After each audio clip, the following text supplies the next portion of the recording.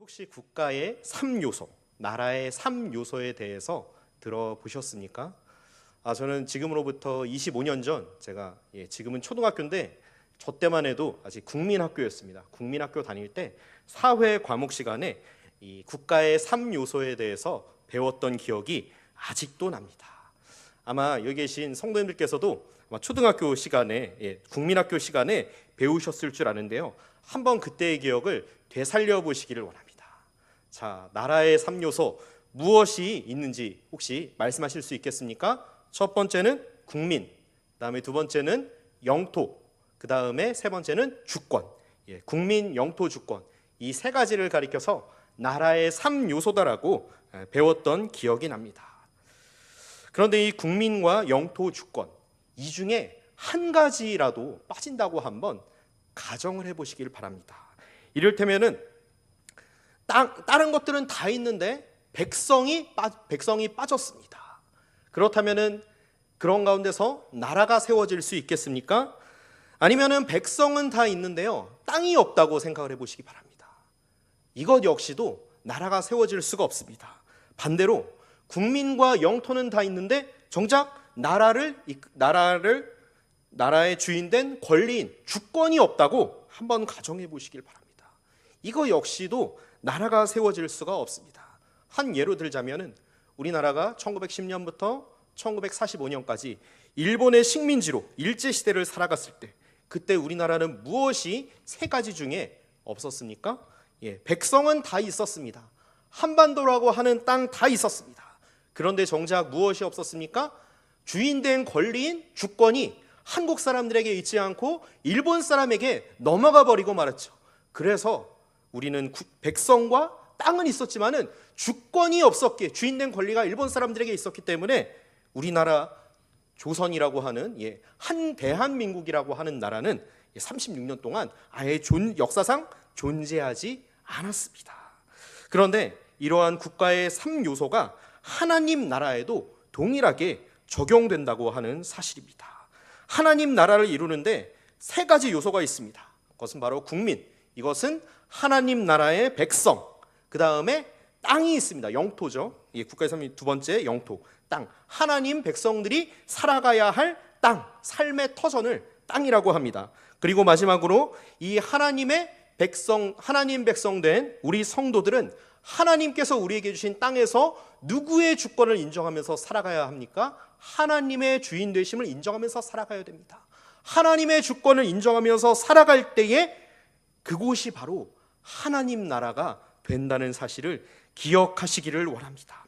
하나님의 백성이 하나님께서 주신 삶의 터전 가운데서 하나님의 말씀대로 순종하면서 살아갈 때에 그곳이 바로 천국이요, 그곳이 바로 하나님 나라가 된다는 사실을 믿으시기를 바랍니다.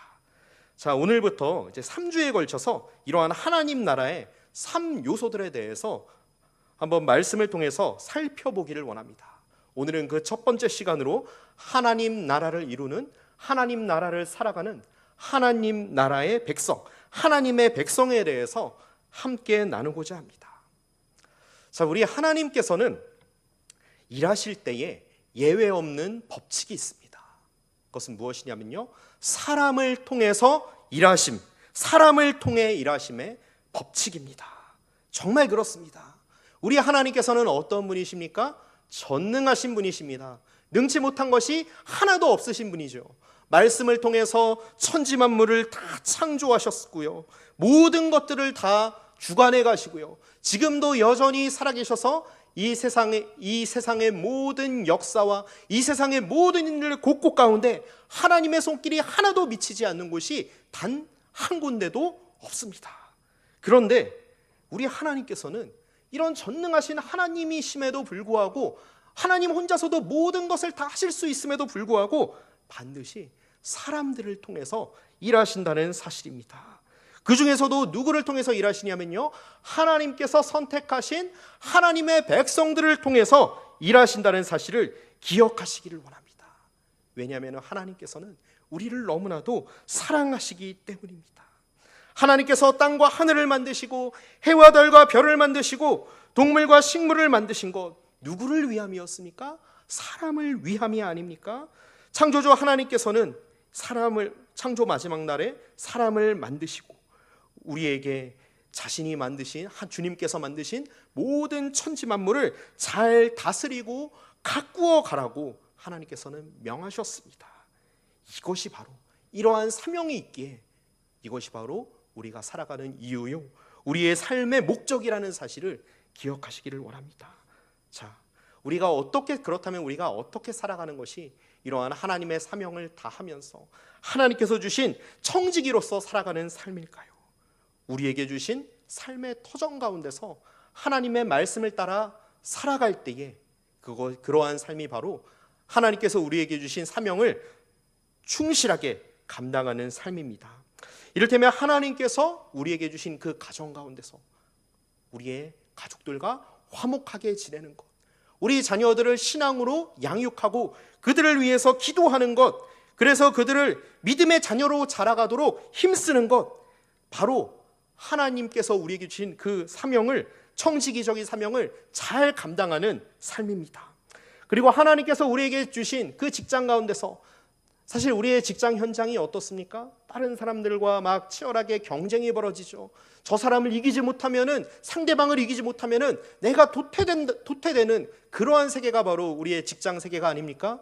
그런데 그러한 직장 세계 가운데서 하나님께서는요, 우리가 최선을 다해 일하면서 그리고 주변의 동료 직원들에게 선한 영향력을 끼치면서 살아가기를 원하십니다.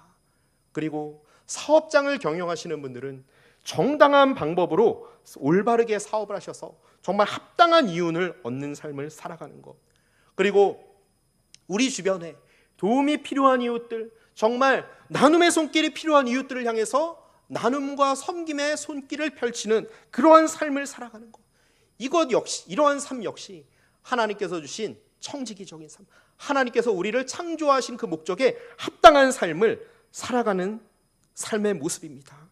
그리고 우리 일상생활 속에서 과소비를 하지 않는 것, 쓰레기 분리수거를 제때 잘하는 것, 그리고 야유회 가서 자연환경을 훼손하지 않고 재밌게 놀다가 오는 것, 이러한 모든 것들이 바로 하나님께서 우리에게 주신 그런 청지기적인 그 사명을 잘 감당하는 삶인 줄 믿습니다. 하나님의 백성답게 살아가는 합당한 그러한 삶인 줄 믿으시기를 바랍니다. 이러한 삶을 가리켜서 또한 주님께서는 뭐라고 말씀하셨냐면요, 하나님을 사랑하고 내 이웃을 내 몸과 같이 사랑하는 이웃사랑의 삶, 율법의 가장 큰 두 계명 안의 핵심 아니겠습니까? 이러한 삶을 살아가라고 주님께서는 명령하셨습니다. 자, 저와 성도님들을 비롯한 우리 하나님의 백성들이 이러한 하나님의 창조 목적에 합당한 삶을 살아갈 때에 하나님께서 주신 그 말씀을 가지고 우리에게 주어진 삶의 터전 가운데서 합당하게 살아갈 때에 누구의 이름이 높임을 받습니까? 하나님의 이름이 높임을 받게 됩니다. 우리의 삶을 통하여서 하나님께서 영광을 받게 되실 줄 믿으시기를 바랍니다. 그럴 때에 우리의 주변에 삶의 환경과 우리의 삶의 터전 가운데서 하나님 나라가 확장되는 역사가 일어나게 될 줄 믿습니다. 그래서 우리가 너무나도 잘 아는 말씀이죠. 이사야서 43장 21절은 이렇게 말씀합니다. 이 백성은 내가 나를 위하여 지었나니 나를 찬송하게 하려 함이니라. 이것이 바로 하나님께서 우리를 창조하신 목적임을 믿으시기를 바랍니다. 바라기는 저와 성도님들의 삶을 통해서 하나님 한 분만이 영광을 받으시며 하나님의 이름이 높아지는 역사가 일어나게 되기를 간절히 소원합니다. 그리고 우리의 변화된 그러한 삶을 통하여서 정말 우리가 살아가는 이 땅 가운데서 정말 온 땅 가운데 하나님 나라가 확장되는 역사가 일어나게 되기를 주님의 이름으로 간절히 소원합니다. 할렐루야, 아멘. 자, 그렇다면 이제 우리가 성경 가운데서 나타난 하나님께서 이 하나님 나라를 이루시는 이 백성들, 과연 또 어떤 사람들을 사용하셨는가 한번 살펴보기를 원합니다. 크게 네 가지, 저는 이 네 가지로 성경에 나오는 네 가지 하나님의 백성들에 대해서 네 종류의 하나님의 백성들에 대해서 함께 나누고자 하는데요. 자, 첫 번째 하나님 나라의 백성으로 부름받았던 사람들은 누구였을까요? 바로 첫 인간인 아담과 하와였습니다. 하나님께서는 아담과 하와를 만드시고 그들을 하나님 백성으로 삼으셔서 이 땅 가운데 하나님 나라를 세우시기를 원하셨습니다. 창세기 1장 27절에서 28절까지의 말씀입니다. 하나님이 자기 형상 곧 하나님의 형상대로 사람을 창조하시되 남자와 여자를 창조하시고 하나님이 그들에게 복을 주시며 하나님이 그들에게 이르시되 생육하고 번성하여 땅에 충만하라. 땅을 정복하라. 바다의 물고기와 하늘의 새와 땅에 움직이는 모든 생물을 다스리라 하시니라. 아멘. 실로 엄청난 사명이 아니겠습니까? 얼마나 영광스러운 사명입니까? 하나님께서 이 창조하신 모든 것들을 하나님께서는 아담과 하와에게 맡기시고 이것들을 잘 다스리고 잘 정복해 나가고 잘 가꾸어 갈 때에 내가 너희에게 복을 주겠다라고 하나님께서는 분명히 약속하셨습니다.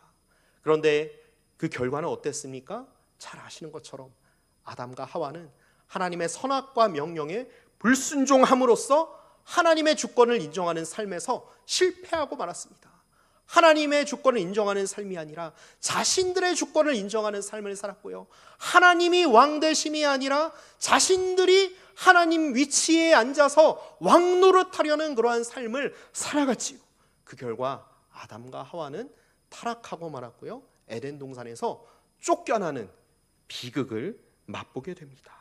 자, 이렇게 첫 번째 하나님 나라의 백성이었던 아담과 하와, 이 아담과 하와의 타락으로 인하여서 하나님 나라의 역사는 실패하는 것처럼 보입니다.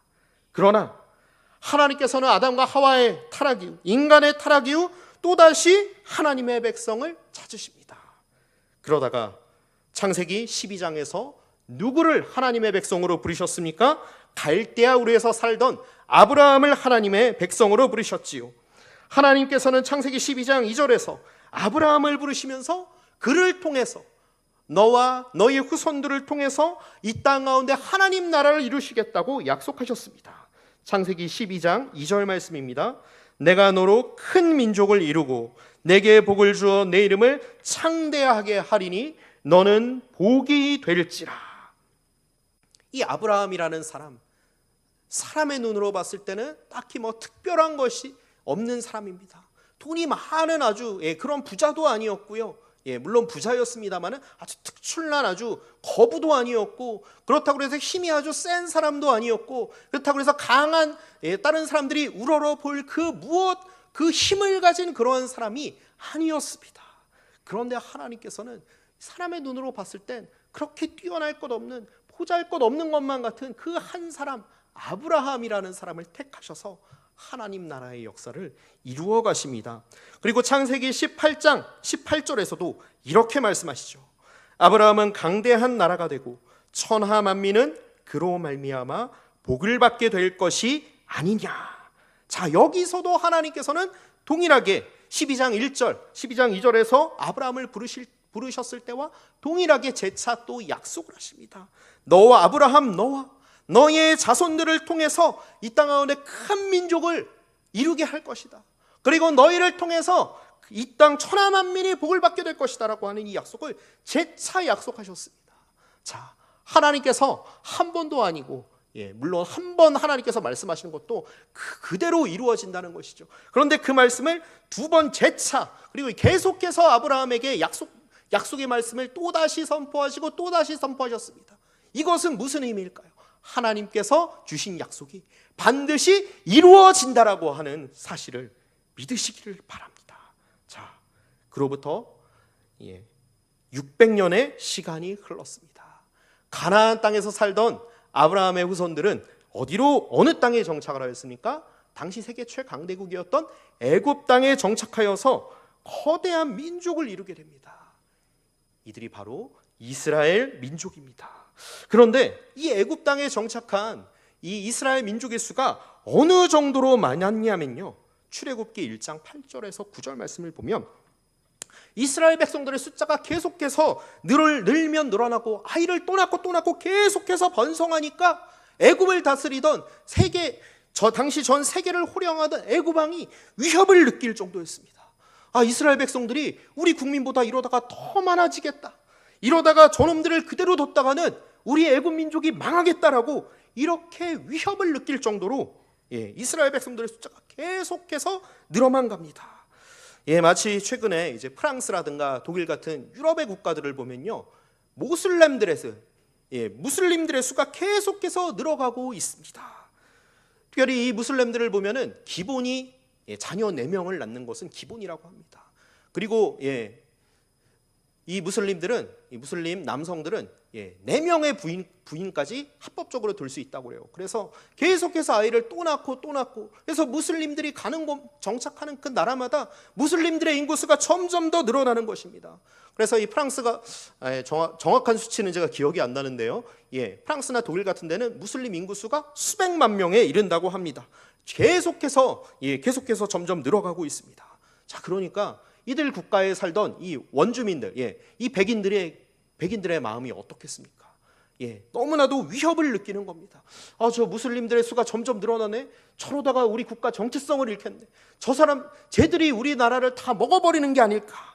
이래서 막 이민법도 손질하고 무슬림들을 미워하고 이런 여러 가지 반발들이 유럽 국가 곳곳 가운데서 일어나고 있는 것을 보게 됩니다. 지금 애굽 사람들도 마찬가지 상황이 되는 것이죠. 자, 누가 이 아브라함 한 사람으로부터 시작된 이 이스라엘 민족, 아브라함의 후손들이 이렇게 엄청나게 애굽 왕을 위협할 정도의 엄청나게 거대한 민족을 이루게 하신 분, 이분이 누구십니까? 바로 역사의 주관자 되신 전능하신 하나님이십니다. 하나님께서는 아브라함의 후손인 이스라엘 백성들을 하나님 백성으로 삼아서 이 땅 가운데 하나님의 뜻을 이루어 나가기를 원하셨습니다. 그래서 이들을 애굽에서 불러내서 모세를 지도자로 삼아서 출애굽한 이스라엘 백성들을 어느 땅으로 인도하셨습니까? 애굽을 넘어서 가나안 땅으로 인도하셨습니다. 그들의 조상 아브라함에게 약속하셨던 그 약속의 땅으로 인도하셨던 것이죠. 거기서 이스라엘이라고 하는 하나님의 나라를 이스라엘 백성들을 통해서 세우셨습니다. 자, 그런데요, 여기까지의 역사를 보면은 우리가 이런 생각을 갖게 됩니다. 자, 그렇다면 하나님께서는 순수 이스라엘 사람들만을 하나님의 백성으로 삼으시는 걸까?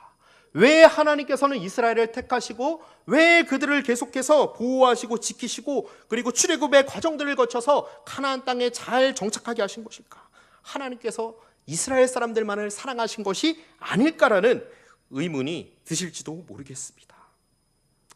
자, 그렇다면 이스라엘 사람들과 혈통이 완전히 다른 이방 사람들은 하나님의 백성이 아닌 것일까요?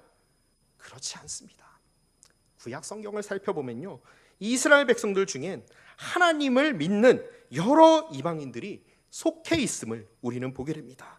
그 대표적인 사람 중에 한 명이 여호수아 2장과 6장에 나오는 여리고 성의 기생 라합과 같은 사람, 이 여인은 가나안 여인이었습니다. 그리고 우리가 잘 아는 룻기서의 주인공인 모압 여인 룻과 같은 이런 이방인들이 이스라엘 백성들 가운데, 하나님의 백성들 가운데 속해져 있었다는 사실입니다. 사실 하나님께서 이스라엘을 세우신 목적은 그들만 하나님의 백성으로 삼는 것에 있지 않았습니다. 사실 하나님께는 코드 인사라는 것이 없습니다. 하나님께서는 누구 특정한 사람에게 특혜를 베푸신다는 것, 이런 것이 전혀 없으신 분입니다. 하나님의 백성이 되기 위해서는 무엇이 중요합니까?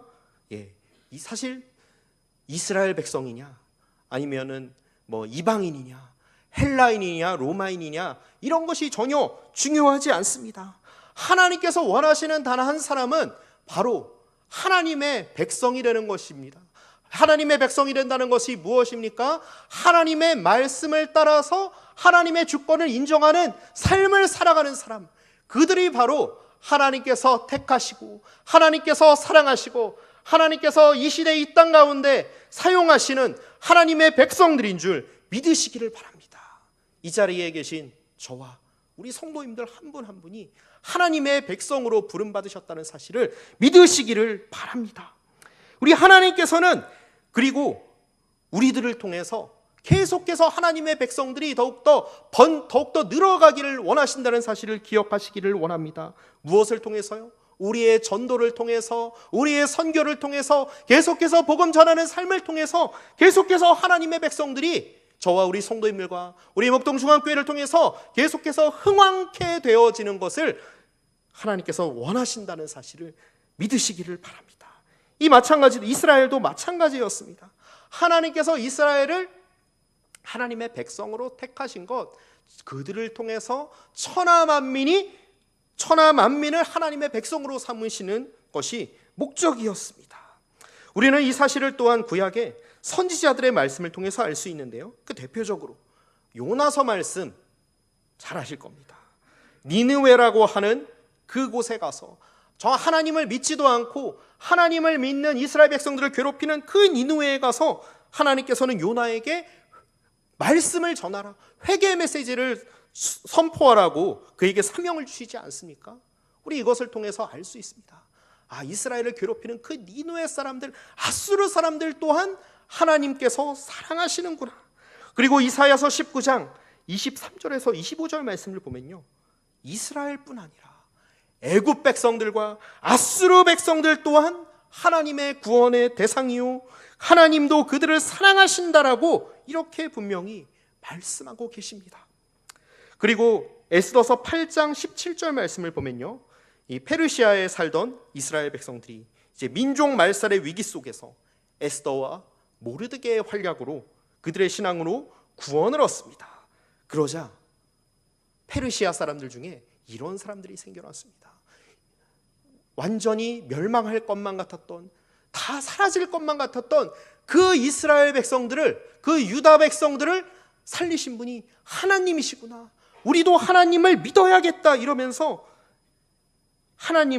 여호와 하나님을 받아들이고 이스라엘 백성들이 되고자 하는, 유다인이 되고자 하는 그러한 이방인들이 많았다라고 이렇게 말씀하고 있습니다. 자, 하나님의 백성의 범위가 점점 더 확장되어져 가는 것이 보이지 않으십니까? 자, 첫 번째 하나님의 백성 누구였죠? 아담과 하와로부터 시작되었고, 그 다음에 아브라함과 그의 후손 이스라엘로 시작이 됐습니다. 근데 여기서 끝나는 것이 아니라 이스라엘을 통해서 또 누구에게까지 하나님 나라 백성의 범위가 확장되어져 가고 있습니까? 이방인들에게까지 하나님께서 점점 더 확장시켜 나가고 계신 것을 우리는 말씀을 통해서 보게 됩니다. 그런데 이런 막중한 사명이 있었던 이스라엘 백성들이 자신의 사명들을 제대로 감당하지 못했습니다. 그들에게는 이런 마음들이 있었습니다. 우리만 하나님의 백성이다, 우리만 하나님의 백성으로 택함받은 하나님의 백성이니까 우리만 하나님 앞에서 복받으면 돼, 이런 생각들로 가득 차 있었습니다. 이런 교만한 생각들이 가득 차니까 그들의 삶 가운데 무엇으로 나타났냐면요, 하나님만을 온전히 섬기는 것이 아니라 하나님과 동시에 가나안 땅의 다른 신들, 가나안 땅의 다른 우상들까지 같이 겸하여 섬기는 것으로 이들의 교만한 이러한 모습이 그대로 나타난 것입니다. 이렇게 하나님께서는 이스라엘 백성들을 통해서 복의 통로로 천하만민이 구원을 얻게 되고 천하만민이 하나님의 백성으로 삼으시려는 그러한 구원 계획이 이스라엘 통해서 세우려고 하셨는데, 이스라엘 백성들의 불순종으로 말미암아 결국 이스라엘은 어떻게 됐습니까? 그들이 하나님의 주권을 인정하지 않고 하나님의 주권을 떠나서 자기의 소견에 따라서 살아갔을 때에 그들은 결국 아수르와 바벨론의 포로로 끌려가고 말았습니다. 북이스라엘과 남유다라고 하는 이 하나님의 백성들, 영원할 것만 같았던 하나님의 백성들이, 그 나라가 완전히 무너지고 말았던 것이죠. 그러나 하나님의 열심, 온 천하만민을 하나님 백성 삼으시려고 하는 하나님의 열심은 여기서 끝나지 않습니다. 이러한 하나님의 계획이 이제 구약 시대가 끝나고, 그리고 그 사이에 중간기 시대가 끝나고, 그리고 신약에 들어와서 누구를 통해서 성취되었습니까?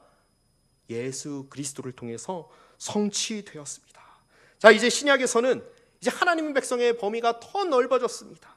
예수 그리스도를 주로 모신 모든 성도가 다 이제 하나님 나라의 백성이라는 사실입니다. 이러한 예수 그리스도의 복음 앞에는 유대인이나 헬라인이나 야만인이나 어느 민족에게도 남성이든 여성이든 노인이든 아이든 그 어떤 계급도 자유자나 종이나 아무에도 차별이 없습니다. 그래서 로마서 10장 11절에서 13절은 이렇게 말씀하지요. 성경에 이르되 누구든지 그를 믿는 자는 부끄러움을 당하지 아니하리라 하니 유대인이나 헬라인이나 차별이 없음이라.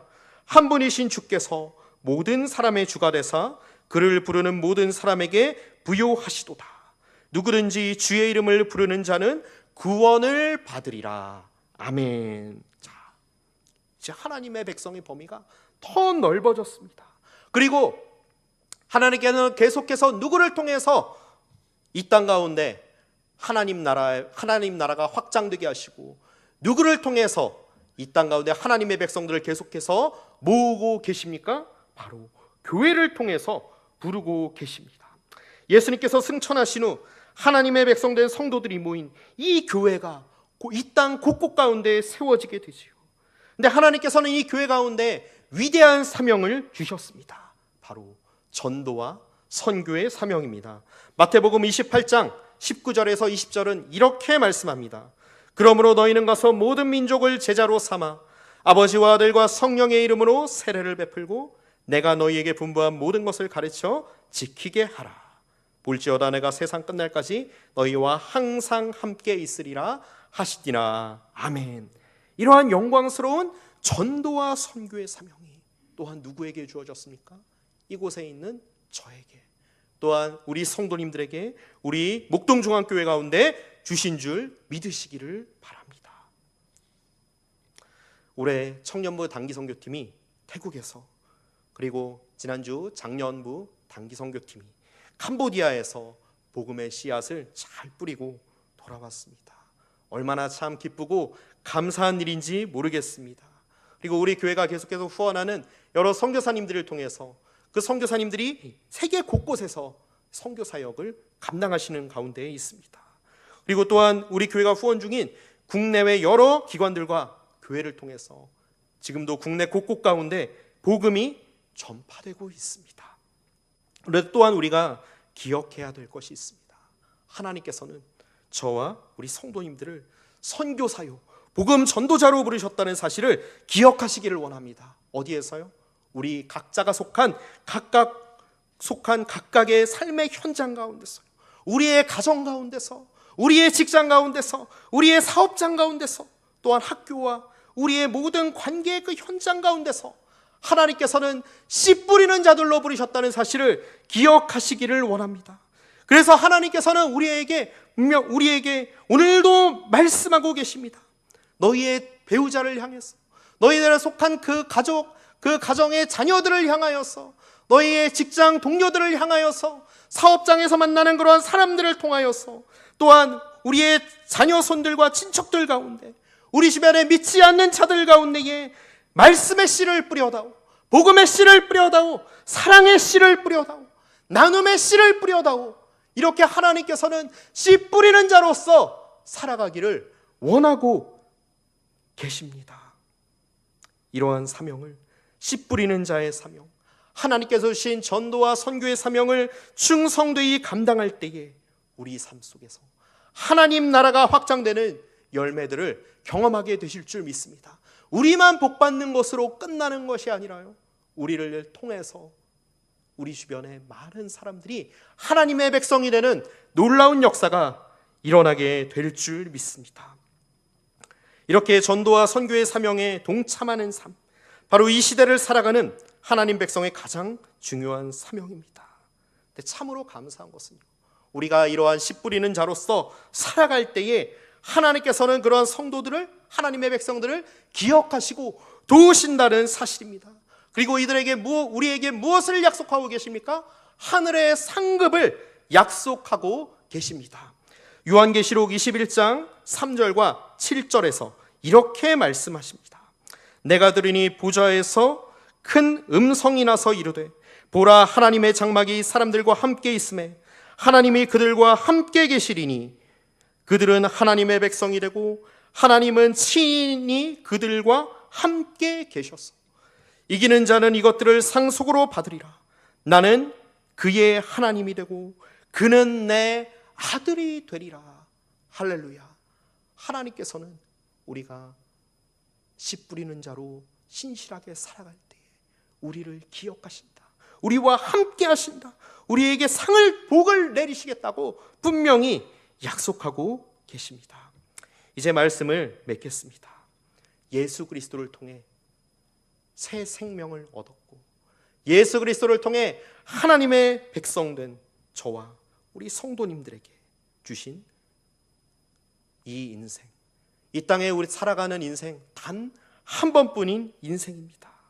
저는 간절히 바라기는 이 땅에서 단 한 번뿐인 인생을 살아가실 때에 그냥 이 세상의 풍습을 따라서 살아가시는 그런 인생이 아니라 이 세상의 사람들과 같이 그냥 무엇을 먹을까, 무엇을 입을까, 무엇을 마실까 근심하면서 살아가는 그런 썩어져가는 그러한 인생이 아니라 하나님의 백성답게 하나님께서 우리에게 허락하신 전도와 선교의 사명을 신실하게 감당하시다가 닳아서 없어지는 그러한 인생 살아가시기를 간절히 원합니다. 그럴 때에 우리 하나님께서는 우리들의 이러한 수고와 우리들의 이러한 신실함을 기억하시고요, 나아가 훗날 이 땅에서 믿음의 경주를 마치고 주님 앞에 섰을 때에 이렇게 말씀하실 줄 믿습니다. 잘하였도다 충성되고 착한 종아, 내가 감당할 일을 너희들이 하였구나. 내가 너희에게 생명의 면류관을 줄 것이다. 바라기는 우리가 이 땅에서 살아가실 때 이런 충성스러운 종으로 하나님 백성답게 하나님 나라를 이루면서 신실하게 살아가시는 저와 우리 모든 성도님들 되시기를 주님의 이름으로 간절히 소원합니다. 함께 기도하시겠습니다.